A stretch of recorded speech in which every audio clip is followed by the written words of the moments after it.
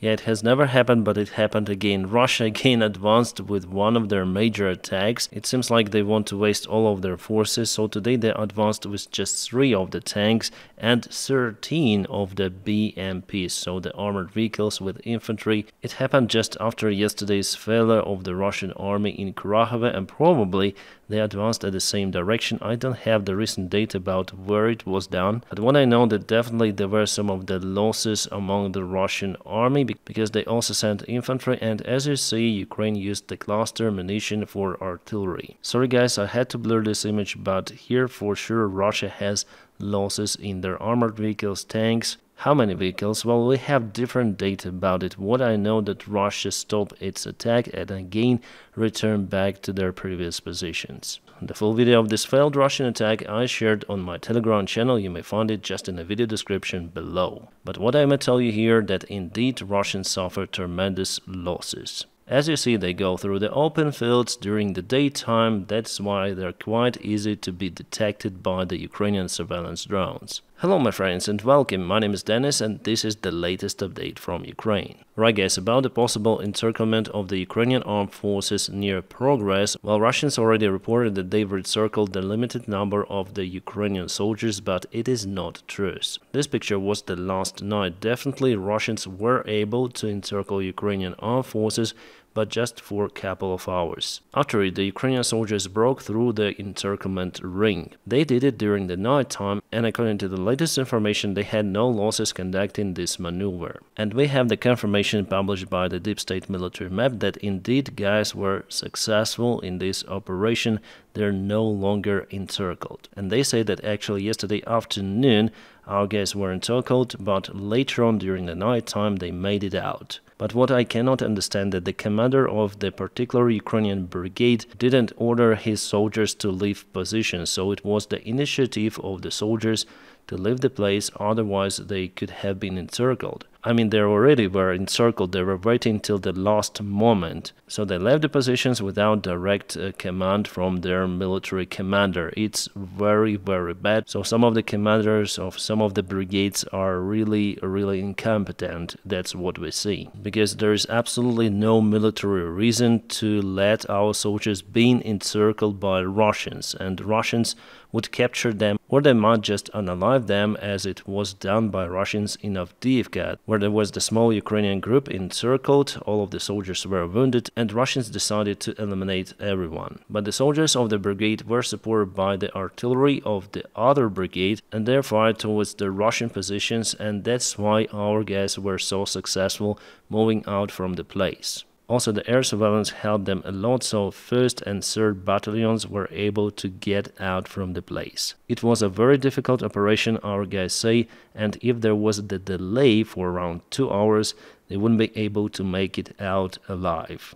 So now the idea for Ukrainian military bloggers is to tell more about the case, for the Ukrainian military command to understand that some of the commanders are definitely incompetent if they just leave their soldiers being encircled. It's just a miracle what just happened out there, and probably without the media support this operation wouldn't be possible at all. So sometimes I don't like what is happening in the Ukrainian army with command. However, I want to say that those cases are kind of rare, but they might happen, like once per half a year, something like that. The last time we saw this situation was in Avdiivka, but Avdiivka encirclement of, I think, 10 of Ukrainian soldiers was really a tragic one. So what's the situation looks for now? For now it's like that. So Russia took those fields and 3 lines under control. Plus, if we check out this area, they go all across this road. Probably it's the railroad. Yeah, it's a railroad, and here they've took more ground. And you know, even some Western sources came out with the article, but this article is kind of outdated. 2 days ago, then the guys weren't really encircled. A Ukrainian brigade collapsed, and now hundreds of soldiers are surrounded near Progress. What a bullshit they're spreading. They want big headlines, that's it. My friends, if you like the job that I do daily on YouTube, providing you with detailed information of what is happening in Ukraine, around Ukraine, and not only, you might also consider supporting me on Patreon. The link for my Patreon page is available in the video description just below.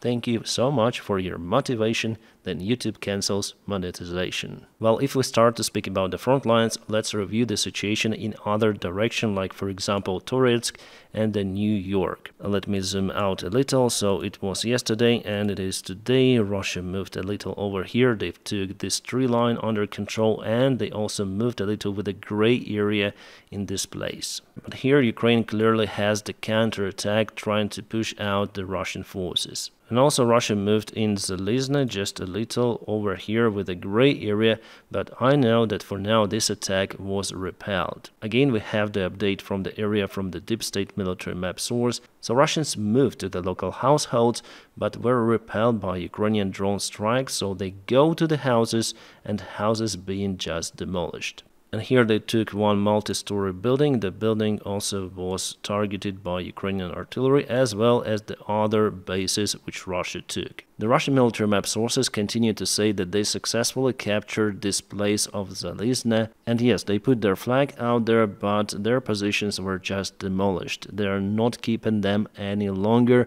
as for this hour. About the northern part of the Kharkiv Oblast, well, there Ukraine also has the counterattack from this lake towards Liboke. This counterattack goes with a limited success because Russia also moved their reinforcements to this village. And you know, it looks like Russia even took some of the ground, but Ukraine still holds the pressure. Hopefully Ukraine will be able to liberate Liboke village, and not only. Today Russia lost a Mi-28 attack helicopter, not on the battlefields but during the training flight inside Russia itself. As you may see, the design of the helicopter looks very similar to the United States Apache, but this thing is really clumsy and it is also much heavier. As Russian officials report, both of the pilots lost their lives during the tragic accident, which as initial reports stated was caused by the technical malfunction of the helicopter. Yes, maybe the quality is not that good after all. By the way, it's not the first time that Russia loses those helicopters during the training flights. I was able to find those photos of the Russian crew which lost their lives, so one guy and the other one.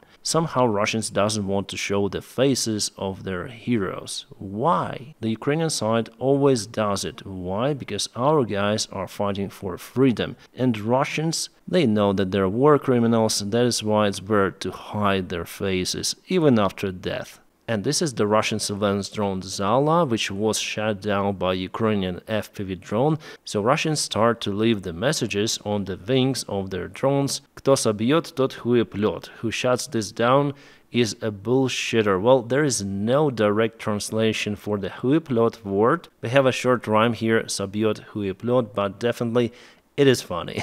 Well, it means that there are many of the FPV drones which are hunting the Russian surveillance drones, climbing at this very high altitude with a stick or without stick, just striking straight, eliminating the Russian eyes behind the front lines. Who would have thought that FPV drones could be used in that way? A Ukrainian drone boat or the water scooter converted into the kamikaze drone was found near Istanbul. Well, probably it got there because it lost the control or something like that. It could have happened long time ago. And as you see, it's the classical scooter which was a little turned to be a drone boat. I wonder how they do not afraid to come closer to this thing, because really there is lots of the TNT inside. So the situations like that might happen in the Black Sea elsewhere, so it's very important to get those things from the water before they kaboom. By the way, Russia put lots of their sea mines also in the Black Sea, and now Turkey, Bulgaria and I think Romania are working together to demine the part of the Black Sea, because the sea mine is more dangerous compared to, for example, this scooter. And there already were the cases that the mine hit the commercial ship in the Black Sea.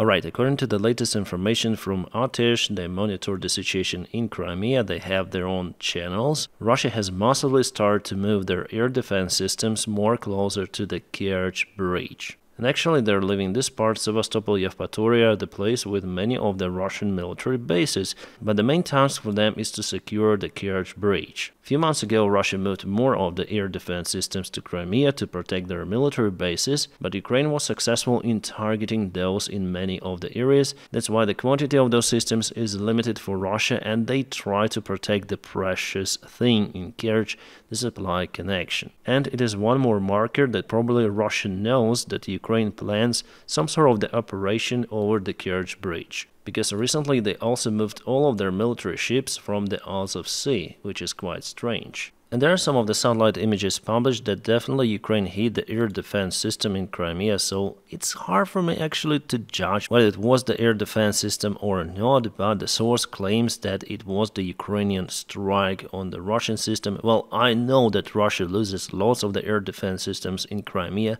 but this particular case it's hard to prove for me personally. And here guys you can see the video of the Gepard air defense tank, I call it like that, sorry, in operation, but it's not the Ukrainian Gepard tank, it is the Romanian one, and definitely they've shut down something. Just recently the remains of the Shahed drone were found in Romanian territory. Well, probably it was that particular case, so Romania shut down those drones. And we have the comments in the social media, but it's hard to prove those Gepards work from Romanian territory, but they've shut down the drones over Ukrainian territory. Well, it might happen like that because Russia launches their drones from Crimea, so they might overfly sometimes Moldova or Romania. And there were many of the cases like that, then the drones crossed the NATO member state airspace. But till now there were no cases registered that NATO air defense shut down the Russian drones, so it's the first time from what I may remember. So this is the Romanian article dated from yesterday that definitely they found the Shahed drone, but as we saw in a video with the Romanian Gepard air defense operation,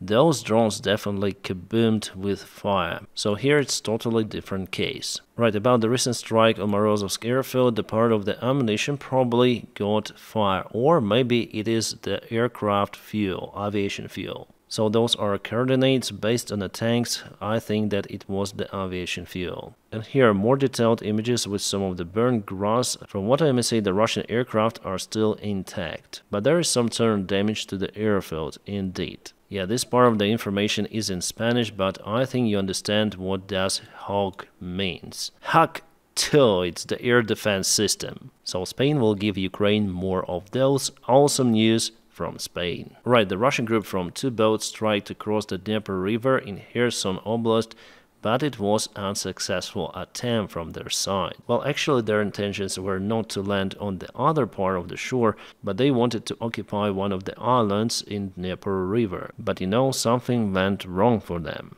I think it might look as some sort of the diagnosis. A communist flag, the Georgievsky stripe, as they call it, well, it's mainly the imperial sign, Allahu Akbar or something like that, and the Russian imperial flag is over here. Yeah, it's kind of hard to understand because one thing excludes the other. Right, finally we have the awesome news about Leopard 2 tanks. So this year I thought that only Spain transfers those tanks to Ukraine, which by the way Spain already did, but apparently there is the initiative from Netherlands and Denmark, and they will also send the Leopard 2 tanks to Ukraine. Awesome, fantastic news. Because those tanks are really capable compared to Leopard 1. So far it's kind of the secret information of how many units Ukraine might obtain, but we have the confirmation of delivery from the Dutch Ministry of Defense. Alright, the mighty Russian army decided to protect Voronezh even more, because Voronezh is under the constant drone strikes. So they sent this tank, probably it's T-72 or something like that,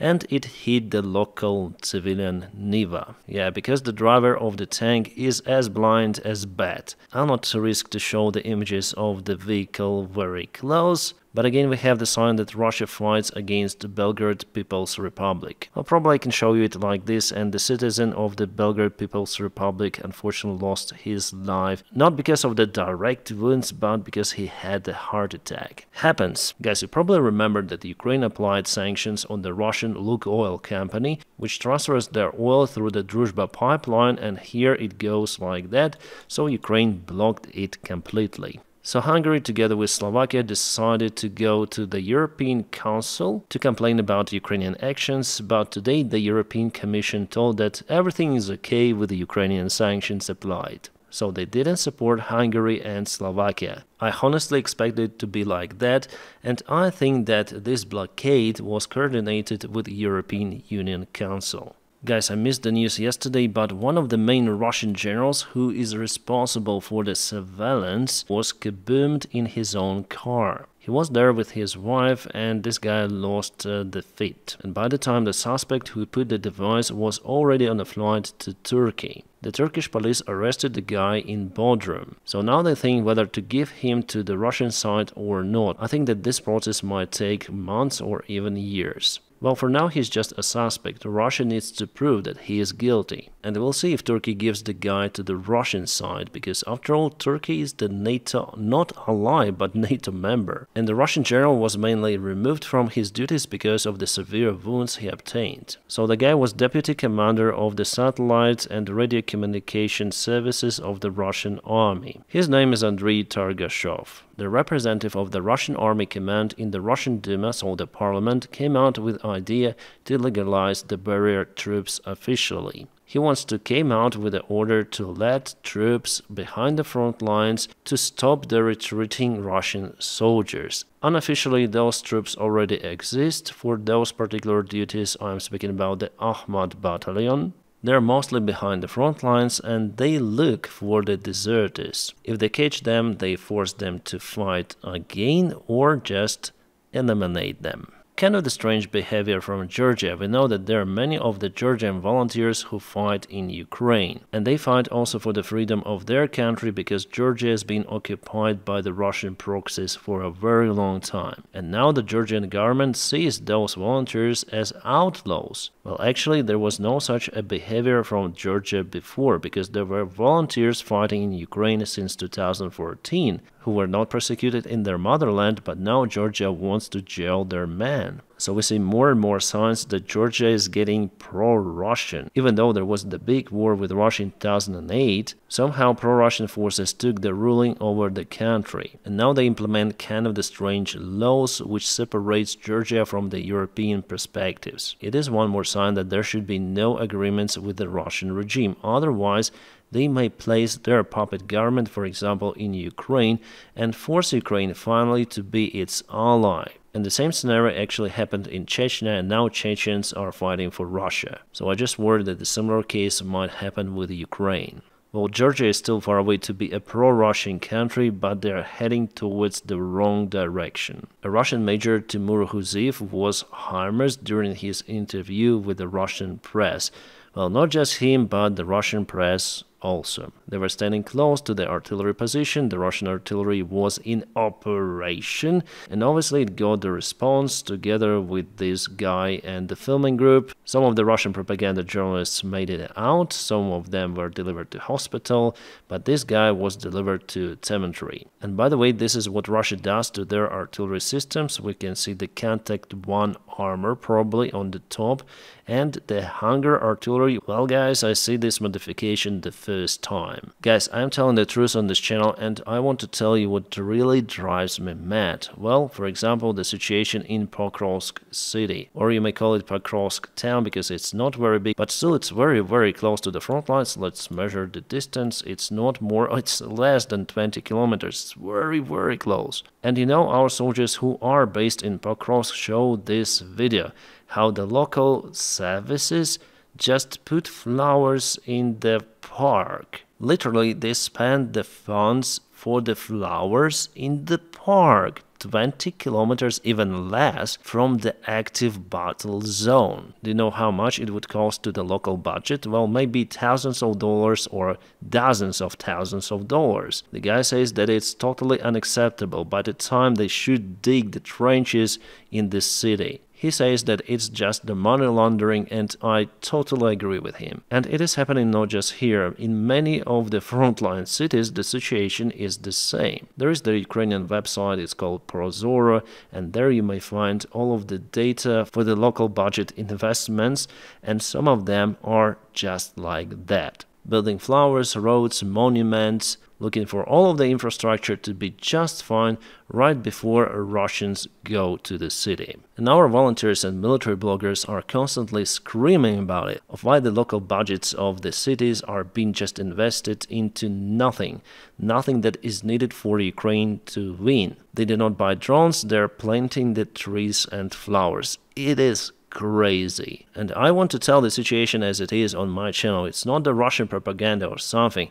This guy is the Ukrainian soldier and he tells the truth, so I am sending and spreading his message. And hopefully guys in the West will also push Ukrainian government for the wrongdoing. What are you doing, government? You need to protect the city, not to make it beautiful. Or I guess again I'll speak about the United States politics because they're speaking about Ukraine, so I have full right to speak about American politicians. Well, Donald Trump in his interview again said about Ukraine, and he took J.D. Vance with him just to make those kind of the gestures. So Trump continued with his bias that he is able to stop the war in Ukraine, and it should have never happened if he was the United States president. It's all about Joe Biden, Joe Biden. Joe Biden is no more racing you, Donald Trump. And I'm 100% sure that this guy has absolutely no clue of how to stop the war in Ukraine. He might tell Ukraine to give up territories or he might cease the military support, but it will not solve the issue. It would just lead to more casualties and more devastations because Russia would have more advantage in that case and they're not willing to stop at all. Well, maybe just for some time to take the breath and reform the army, but they'll start once again. But I see how President Zelensky also changed his rhetorics recently. He now thinks that there could be some of the negotiations with Russia, but at the same time, I'm sure that Zelensky will not follow Trump's ideas to give up Ukrainian territories, because mainly people in Ukraine are against it. So the war will continue with Trump or without Trump. It's my opinion and how I see the situation. I'm reviewing this war for a very, very long time, and I know the situation much better compared to many of the advisors of this guy. He doesn't know a thing. Meanwhile, President Joe Biden came out with the address to the nation of why he decided to step down as the presidential candidate, but he will continue to perform the president's duties. Well, he said it's better to step down right now and give the way to the younger generation, so he put his personal ambitions aside. Probably the move that Donald Trump would never ever done. And Joe Biden also asked to support Kamala Harris. Whether she's able to win, well, some of the pro-Ukrainian YouTubers, like for example J-Bro, Hi Jake, are sure that Kamala Harris is going to win, but I wouldn't be so optimistic, because after all, as for me, it's not the best candidate from the Democratic Party, but we'll see how it goes. To predict something with the United States elections, well, it's kind of the useless thing to do. But we know that Republicans now also need to reform their agenda, because they came out with ideas that Joe Biden is old, he's very, very old, but now Trump is old. Donald Trump is now the oldest candidate ever for the president's position in the United States history. So now the MAGA rhetorics really plays against them. And Kamala Harris already came out with some of the intro video of her campaign. Let's watch the part of it at least. In this election, we each face a question. What kind of country do we want to live in? There are some people who think we should be a country of chaos, of fear. I don't think Trumps want the country to be the country of chaos and fear after all. And he was already the United States president. It wasn't really chaotic except of the COVID maybe. So maybe she over-exaggerates a little. Of hate. But us, we choose something different. We choose freedom. Kamala or Kamala?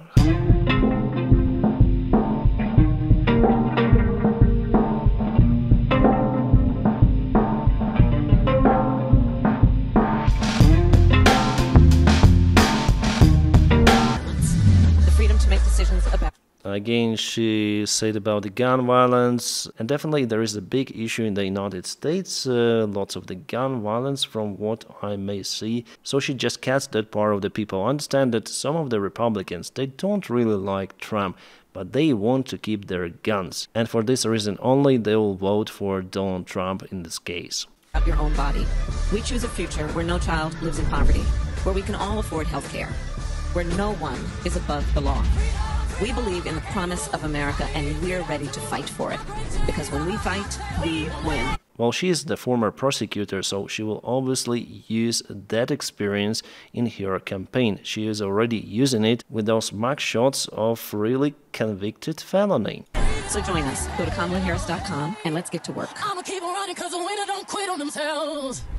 Harris for president, so definitely I think she will run from the Democratic Party, but it's not yet 100% correct. Still, there could be some of the surprises, and this election campaign is already full of surprises. The new Mad-Max cars for the Russian army were delivered, and you see now they're well protected by those magicians. With the help of their magical tools and the saint water, they create the invisible shields over the Russian army vehicles, so it's very hard to break through it. But their magic is not working without one critical component: money. And Russians start to call their suicide motorcycles the African Corps. Kind of the interesting, those are not Africans, those are Russians. The Taiwanese army is on the military drills. As you may see, they put tanks very close together and they aim towards water.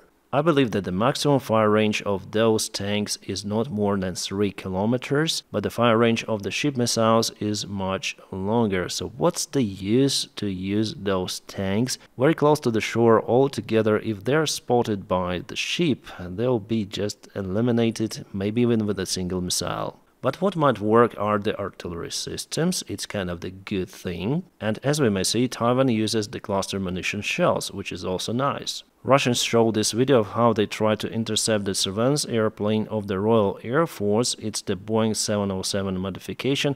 But here we have the Typhoon fighter jets also flying close by, and those airplanes are much better compared to the Russian ancient Sukhoi 27s. Those are good airplanes also, but very old. I was up to finish this video, then I obtained information about the strikes on Crimea. Some sort of the kabooms were reported, and as we see on this video, the Russian air defense is really working out there. Probably they left some of the air defense at the west coast. What is this video filmed on? Nokia 3110? Well, clearly there is the ground kaboom. Sorry about the watermark, sorry about the video quality. It's just terrible, but we have some sort of the evidence, and the local Telegram groups in Crimea report about the strikes. But I may only obtain the information about the nature of those kabooms just tomorrow morning. So hitting this positive note, I may tell you, my friends, don't forget to press your huge like to this video. By doing so, you help me a lot.